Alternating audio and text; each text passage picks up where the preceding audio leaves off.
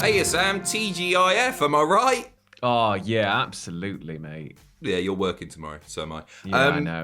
You got raided by Adam Cole last night on Twitch, is that right? I know, it was mental, Hey. absolutely mental. Couldn't believe it. Could not believe it. Just What a guy. on a drive to Rome and he pops up with loads of people. It was really nice of him. What a lovely individual. I tell you who's not a lovely individual after last night, Triple H, and we're about to talk about it right now. Let's take a look at the headlines. Triple H has blasted WWE fans for ruining the product. Huge SummerSlam weekend plans have been revealed. And the Impact Championship is to be defended in an AEW ring. We'll get there in a minute. Kicking things off with Triple H then. He did a big old media call last night and he's ruffled a few feathers, hasn't he, Sam?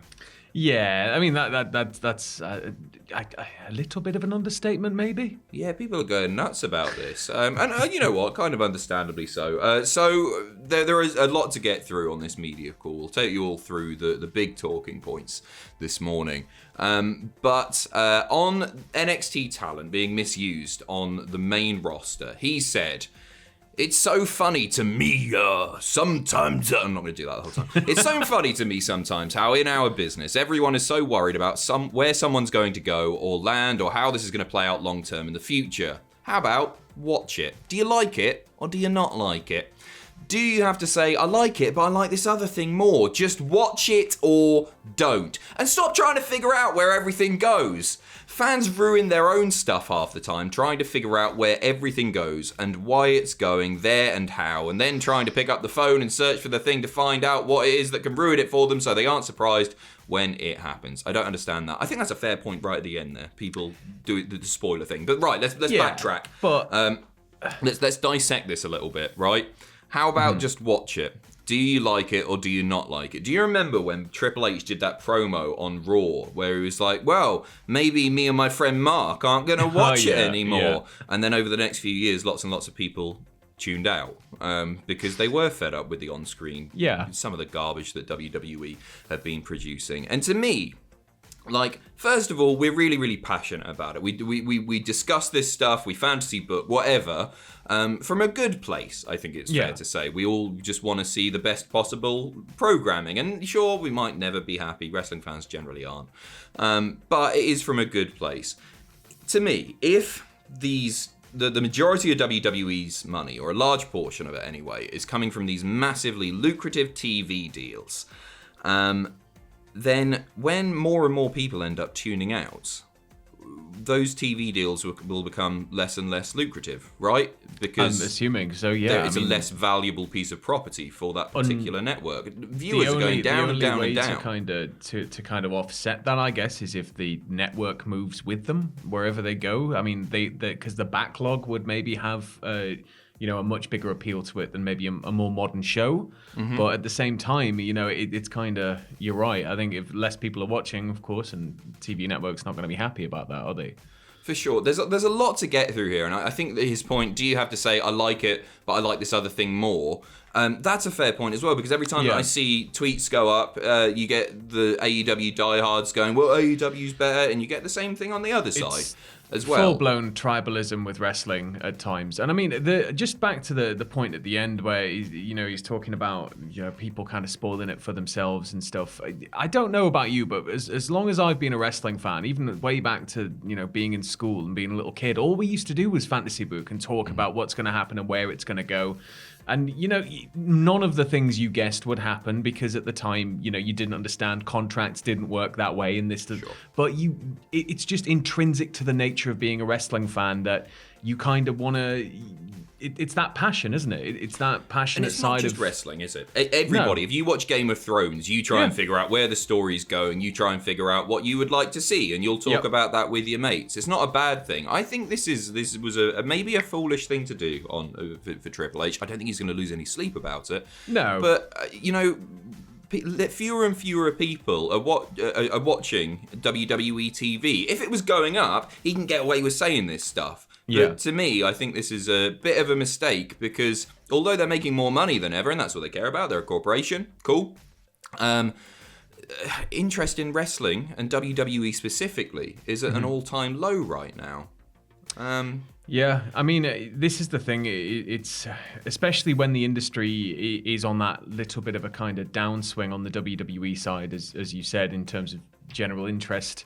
It's just confusing.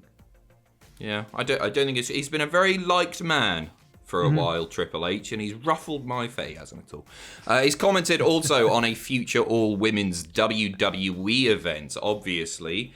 We saw the first all-women's pay-per-view a few years ago now, and we haven't seen anything since. Mickie James is heading up one for the NWA, and Paul Levesque said they've already done that, and to him, equality is equality. If he did an all-men's show, he would get criticised for that. To me, what he's saying there indicates that, right, it wasn't a commercial success, the Evolution. And I think he's hinted there that was just a PR job. That's what I've read from that. It's just like, well, we've done it now. We've got the positive PR. It wasn't commercially successful, so we're not going to do it again because it's diminishing returns on the PR that we get back from it.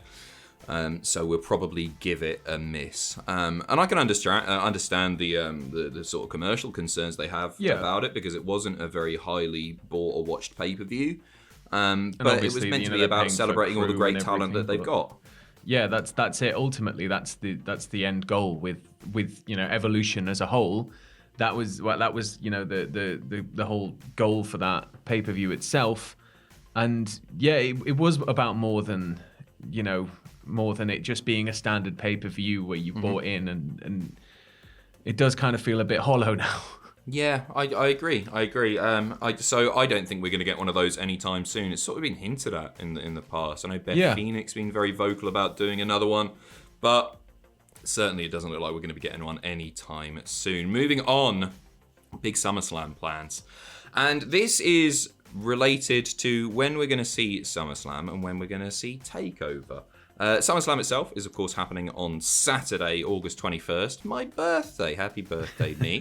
But NXT TakeOver, it's looking like, according to Fightful at least, that it's going to be the day after SummerSlam, which hasn't really happened before. So they say the working plan is for NXT TakeOver the day after SummerSlam, but in Orlando at the WWE Performance Center's Capitol Wrestling Center.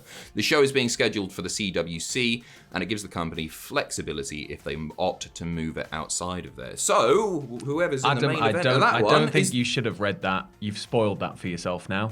All right. That means to me that forget bloody Roman versus John Cena. If we're getting that, the real main event is going to be, well, whoever's headlining that particular takeover. It's unique in the sense that it is following a pay-per-view, so I think they're going to have to go real big for it, because I mean, particularly after the big four, you tend to get just a little bit of burnout, like from such a long show that you need maybe a few days to rest, and you'll go through the Raw, and then thank God you've got a few days before SmackDown. But following straight after with that, I think it could be quite cool. Yeah, I'm looking forward to it. I'm looking forward to it. If you missed it yesterday, this is apparently going to be this year's WrestleMania, is the way that they're looking at it. This is going to be like SummerSlam is this year's WrestleMania as far as hype, big matches, maybe big moments and production value and all that. WWE are looking at that event like it's a big deal this year, because it's on my birthday. And finishing off, the Impact title match, which is taking place inside an AEW ring. This was announced last night on Impact in the main event of Against All Odds, which is going down on Impact Plus.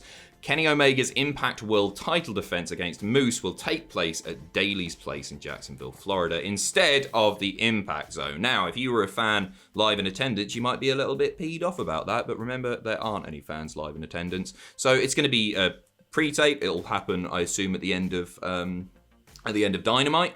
Yeah. Which is obviously airing on Friday at the moment, so they'll get that done. Kenny Omega will win, and then they'll play it at the end of the show. All good. Jobs are good. We'll go through the card quickly. I guess that's what's happening, right? Yeah. So we got the X Division Top Contenders match. Trey Miguel versus Petey Williams versus Ace Austin versus Chris Bay versus Rohit Raju. We've got Jordan Grace versus Tennille Dashwood. We've got Rich Swann versus W. Morrissey. We've got Satoshi Kojima versus Joe Doering. We've got Sami Callihan and Tommy Dreamer versus the Good Brothers. We've got Violent by Design versus Decay. We've got Deonna Purrazzo versus Rosemary. And of course, we've got that main event, which is Kenny Omega versus Moose. Hell of a card, that. That is a really good card, isn't it? So yeah, enjoy that if you're watching. If not, if you're leaving us now, enjoy your weekend. We'll be back in a couple of hours with a second news video. There's lots more news coming, and you might even see us for the third. Who knows? The day is young, baby. See you in a bit.